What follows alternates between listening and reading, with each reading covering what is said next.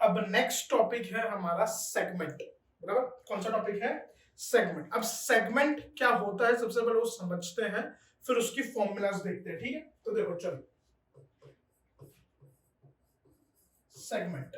Segment का मतलब क्या होता है? जैसे मान लो अगर तुम्हारे पास एक सर्कल है, क्या तुम्हारे पास 2 सेकेंड में थोड़ा अच्छा सा बड़ा सा बना दो, एक सर्कल है, ठीक है। अब उसके अंदर एक सेंटर है। अब वहां पे सबसे पहले मैं 2 रेडियस बनाऊंगा। क्या बनाऊंगा? 2 रेडियस, ठीक है। और एक कॉर्ड, और एक और चीज क्या बनाऊंगा? कॉर्ड। अब कॉर्ड क्या होता है वो एक बार मैं आपको रिवाइज करा दूं। A line segment whose both the end points are a part of a circle. अब ऐसी एक लाइन सेगमेंट जिसके दोनों एंड पॉइंट सर्कल के पार्ट होते हैं उसको कॉर्ड बोलते हैं। देखो, रेडियस और कॉर्ड में डिफरेंस है। रेडियस में क्या होता है? एक एंड पॉइंट क्या होता है? सर्कल का सेंटर, और दूसरा होता है सर्कल का पार्ट। और कॉर्ड में क्या होता है? दोनों ही एंड पॉइंट सर्कल के पार्ट होते हैं, उसका सेंटर से कोई लेना देना होता नहीं है। तो यहां पे चलो मैंने एक और क्या बना दी, एक कॉर्ड। ये क्या बन गई? कॉर्ड, ठीक है। तो अब अगर आप लोग ध्यान दो यहां पे, तो यहां पे ये जो रीजन है जिसको मैं शेड कर रहा हूं अभी पिंक कलर से, बराबर, तो ये जो रीजन हमारा बना, तो ये हमारा कौन सा रीजन बना है? ये सेगमेंट बना है। ये कौन सा बना है बेटा? हमारा रीजन सेगमेंट, जिसको मैंने यहाँ पे शेड करा है पिंक कलर से, वो क्या बना? हमारा सेगमेंट बना है, बराबर। अब सेगमेंट भी दो टाइप के होते हैं। सेगमेंट में कितने टाइप के होते हैं? 2 टाइप के। यहां पे ये जो है, ये जो रीजन हमारा बना है,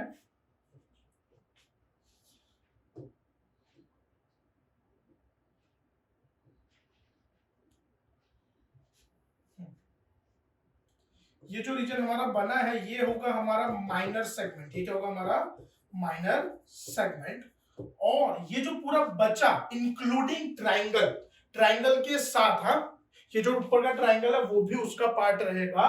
और ये क्या हो जाएगा? हमारा मेजर सेगमेंट। ये क्या हो जाएगा? हमारा मेजर सेगमेंट। अगर तुमसे कोई पूछे what is the definition of a segment, segment means what?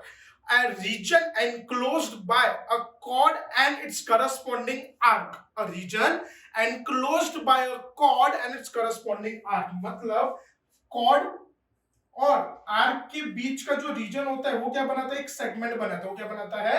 एक सेगमेंट बनाता है। अब यहां पे ये सर्कल में जो हमने शेड करके रखा है वो क्या है? हमारा माइनर सेगमेंट। वो क्या है? हमारा माइनर सेगमेंट। अब अगर पूरे सर्कल में से मैं माइनर सेगमेंट को हटा दूंगा, पूरे सर्कल में से मैं माइनर को हटा दूंगा, तो क्या बचेगा? मेजर। और ये जो ट्राइंगल है वो भी मेजर सेगमेंट का पार्ट है, वो भी मेजर सेगमेंट के अंदर इंक्लूडेड है। वो भी क्या है? मेजर सेगमेंट के अंदर इंक्लूडेड है। क्लियर है? तो माइनर सेगमेंट यानी क्या होता है? Region between a chord and its corresponding arc. Chord और आर्क के बीच का जो रीजन होता है उसको हम लोग माइनर सेगमेंट बोलते हैं। अब इसकी फॉर्मूलाज देखते हैं। तो सबसे पहला, area of a minor segment. तो देखो, माइनर सेगमेंट का एरिया का कोई ऐसा एक फिक्स फॉर्मूला नहीं। मतलब फिक्स फॉर्मूला कैसे है? जैसे for example area of a circle का फिक्स है pi are square, area of a semi circle half pi are square, area of a sector pi are square theta upon 360, बराबर। तो वैसे इसका कोई न्यूमेरिकली फॉर्मूला नहीं है, बट इसको हम लोग फाइंड कर सकते हैं। वो कैसे? वो कैसे होगा? Area of a minor segment, sorry minor sector, not segment, correction, area of a minor sector minus area of a triangle, area of a triangle. अब ये फॉर्मूला कैसे, बराबर, ये फॉर्मूला कैसे, तो वो भी मैं बता देता हूं। अब जैसे आपको मालूम है, सेक्टर यानी क्या होता है? 2 रेडियस और उसके बीच का, यानी ये जो पूरा है ये हमारा यहाँ पे क्या बन रहा है? एक सेक्टर बन रहा है। देखो, ये जो पूरा रेड कलर से मैंने रीजन बनाया वो क्या? पूरा रीजन एक सेक्टर है। वो पूरा रीजन क्या है? सेक्टर। तो मैं यहां पे अलग से बनाता हूं। तो देखो, ये क्या पूरा एक हमारा सेक्टर है। अगर आप लोग ध्यान दो तो सेक्टर के अंदर यहां पे 2 चीज बन रही है। एक है ऊपर ट्राइंगल और नीचे एक रीजन बच रहा है। तो अगर आप लोग सेक्टर में से ट्राइंगल को हटा देते हो, मीन सेक्टर में से ट्राइंगल को आप माइनस कर देते हो, तो जो रीजन बचेगा वो क्या कहलाएगा, हमारा माइनर सेगमेंट। वो क्या कहलाएगा, हमारा माइनर सेगमेंट। तो इसके इसका फॉर्मूला क्या होता है, area of a minor segment that is area of a minor sector minus area of a triangle. अब देखो, अभी यहां पे हमने इसको इस तरीके से लिखा क्यों नहीं, जैसे चलो आप बोलो सर सेक्टर की तो फॉर्मूला होती है pi are square theta upon 360, correct, हम लोग वो चीज यहाँ पे मेंशन कर सकते हैं, लेकिन यहाँ पे हमको प्रॉब्लम कहां पे आता है, ट्राइंगल में। कहां पे आता है हमको प्रॉब्लम, ट्राइंगल में। क्यों, क्योंकि देखो यहाँ पे फिक्स नहीं होगा, राइट एंगल ट्राइंगल भी हो सकता है। देखो अगर मान लो सेंटर पे 90 डिग्री होगा तो राइट एंगल ट्राइंगल बनेगा, 60 डिग्री होगा तो इक्विलेटरल ट्राइंगल बनेगा, 120 डिग्री होगा तो एक अलग से आइसोसेलेस ट्राइंगल बनेगा। मतलब हमारे पास अभी फिक्स नहीं है कि हमारे पास इक्विलेटरल ट्राइंगल है कि राइट एंगल ट्राइंगल है कि आइसोसेलेस ट्राइंगल है। अगर हमारे पास फिक्स होता कि मान लो खाली इक्विलेटरल ट्राइंगल है तो हम लोग इक्विलेटर का फॉर्मूला लिख के उसको सिंप्लीफाई कर सकते हैं, बट ऐसा फिक्स नहीं है, इसके लिए मैंने जनरली लिख दिया एरिया ऑफ अ ट्राइंगल। और वो आपको कैसे पता चलेगा, एंगल एट अ सेंटर से पता चलेगा ये कौन सा ट्राइंगल बन रहा है। तो चलो ये तो बात हो गई माइनर सेगमेंट की, किसकी बात हो गई, माइनर सेगमेंट। अब वापस अपने बात करते हैं मेजर की, किसकी बात करते हैं, मेजर की। तो मेजर की मैंने आपको एक ही बात बताई, सिंपल सा फंडा, क्या, माइनर में से, सॉरी पूरे सर्कल में से माइनर को हटा देंगे तो क्या मिल जाएगा, मेजर मिल जाएगा। तो मैं यहां पे लिख सकता हूं area of a major segment will be area of a circle minus area of a minor segment. क्या होगा, area of a circle minus area of a minor segment. यानी पूरे सर्कल में से अगर मैं माइनर सेक्टर को माइनस करता हूं तो मेरे को क्या मिल जाएगा, एरिया ऑफ अ सर्कल। क्या मिल जाएगा मेरे को, एरिया ऑफ अ सर्कल। तो ये है हमारा सेगमेंट, ये क्या है हमारे पास, सेगमेंट। और एक और टॉपिक मैं इंक्लूड कर दे रहा हूं, टेक्स्ट बुक में आपको कहीं मेंशन नहीं करा है, बट एक सम में हमको काम में आएगा टॉपिक, वो है कॉन्सेंट्रिक सर्कल। कौन सा है, कॉन्सेंट्रिक सर्कल। तो देखो कॉन्सेंट्रिक सर्कल का मतलब क्या होता है, कॉन्सेंट्रिक सर्कल। तो सबसे पहले उसकी डेफिनेशन आप लोग ध्यान से सुनना, two or more than two circle, क्या, two or more than two circle having the same centre but a different radius are known as a concentric circle, are known as a concentric circle।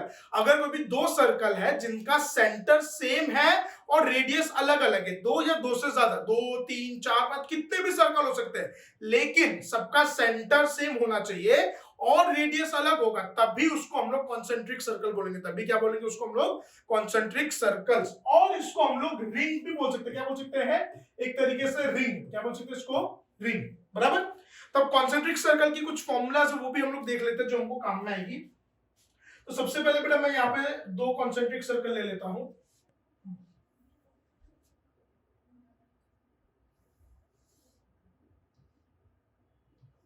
तो देखो ये हमारे यहाँ पे दो concentric circles बन गए,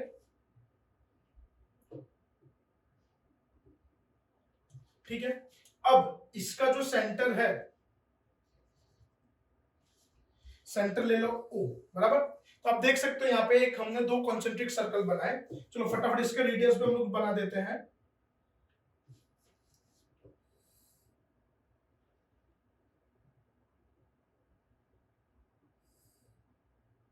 अब जो बड़ा रेडियस है उसको हम लोग लेते हैं R1, छोटे रेडियस को क्या लेते हैं, R2।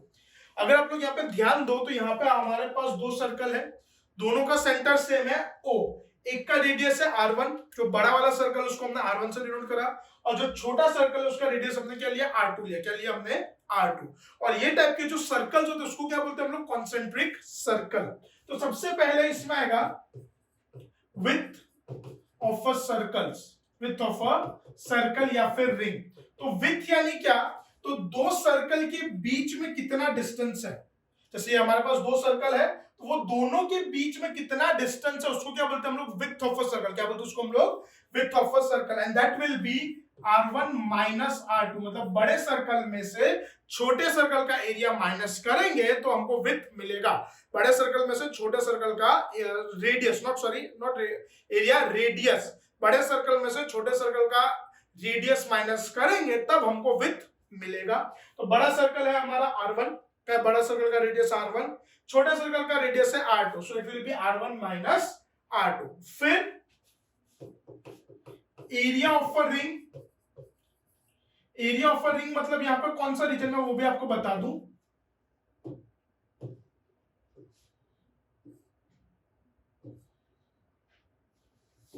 जैसे ये जो पूरा सर्कल हमारा यहाँ पे बना है, जैसे ये जो पूरा सर्कल जैसे बना है,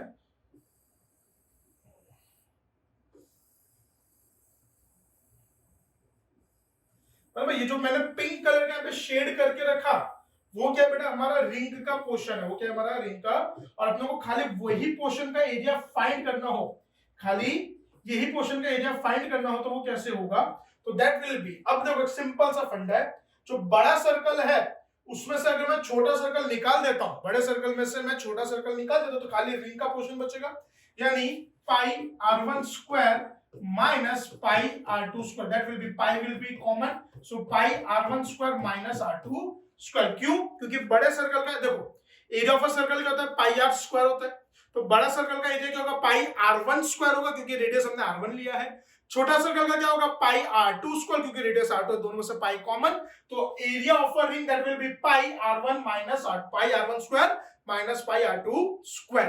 तो फटाफट ये दोनों सेगमेंट पहले देख लो, सेगमेंट यानी क्या होता है, दो कोई भी कॉर्ड और आर के बीच में जो रीजन बनता है वो सेगमेंट कहलाता है। सेगमेंट भी दो टाइप के होते हैं, एक होता है माइनर और एक होता है मेजर। तो माइनर सेगमेंट का कितना क्या होता है फॉर्मूला, पास area of a sector, sector यानी जो पहले हमने देखा था pi are square theta upon 360 minus area of a triangle, और मेजर का यानी पूरे सर्कल में से माइनर सेगमेंट को माइनस करने का। ये फटाफट लर्न कर लो, नोट डाउन कर लो। फिर उसके बाद है कॉन्सेंट्रिक सर्कल। कॉन्सेंट्रिक सर्कल का मतलब क्या, if a two or more than two circle having the same centre and a different radius are known as a concentric circle, मतलब ऐसे सर्कल जिसका सेंटर सेम होगा लेकिन रेडियस अलग अलग होगा उसको कॉन्सेंट्रिक सर्कल कहते हैं। तो जो मान लो पहला सर्कल है उसका हमने रेडियस लिया बड़ा वाला सर्कल का r1, छोटा वाला सर्कल का रेडियस लिया r2, और उसकी विथ यानी क्या दोनों सर्कल के बीच में कितना डिस्टेंस है वो कैसे मिलेगा, r1 माइनस r2, बड़े सर्कल में से छोटे सर्कल के रेडियस को माइनस करा, और दोनों के बीच का कितना एरिया है वो कैसे मिलेगा, pi r1 square minus pi r2 square, तो pi common, pi into r1 square minus r2 square. तो यहां पे हमारा सारा इंट्रोडक्शन खत्म होता है इस चैप्टर का। तो फटाफट सारे स्टार्टिंग से circle, semi circle, arc, sector, segments, concentric circle, ये सारे फॉर्मूलाज फटाफट लर्न कर लो, ऐसा तो एक बार नोट डाउन कर लो, फिर हम लोग आगे एक्सरसाइज में बढ़ते हैं। तो फटाफट लर्न कर लो तब तक, फिर एक्सरसाइज स्टार्ट करते चलो जल्दी।